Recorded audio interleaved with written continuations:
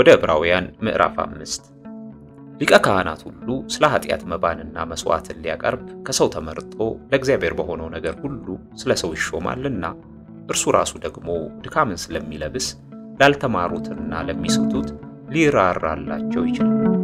በዚህም ምክንያት ስለ ሕዝብ እንደሚቀርብ እንዲሁ ስለ ራሱ ደግሞ መስዋዕትን ስለ ኃጢአት ሊያቀርብ ይገባዋል።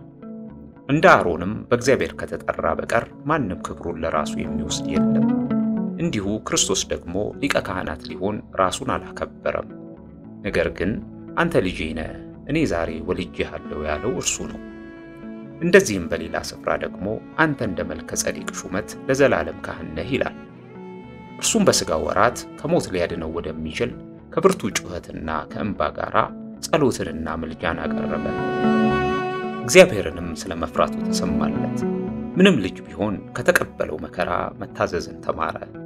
ከተፈጸመም በኋላ በእግዚአብሔር እንደ መልከ ጼዴቅ ሹመት ሊቀ ካህናት ተብሎ ስለተጠራ ለሚታዘዙለት ሁሉ የዘላለም መዳን ምክንያት ሆነላቸው። ስለ እርሱም የምንናገረው ብዙ ነገር አለን። ጆሮቻችሁም ስለፈዘዙ በቃል ልንተረጉመው ጭንቅ ነው። ከጊዜው የተነሳ አስተማሪዎች ልትሆኑ ሲገባችሁ አንድ ሰው ስለ እግዚአብሔር ቃላት መጀመሪያ ያለውን የሕፃናትን ትምህርት እንዲያስተምራችሁ እንደገና ያስፈልጋችኋልና የሚያስፈልጋችሁም ወተት ነው እንጂ ጠንካራ ምግብ አይደለም። ወተት የሚጋት ሁሉ ሕፃን ስለሆነ የጽድቅን ቃል አያውቅምና፣ ጠንካራ ምግብ ግን መልካሙንና ክፉውን ለመለየት በሥራቸው የለመደ ልቦና ላላቸው ለፍጹማን ሰዎች ነው።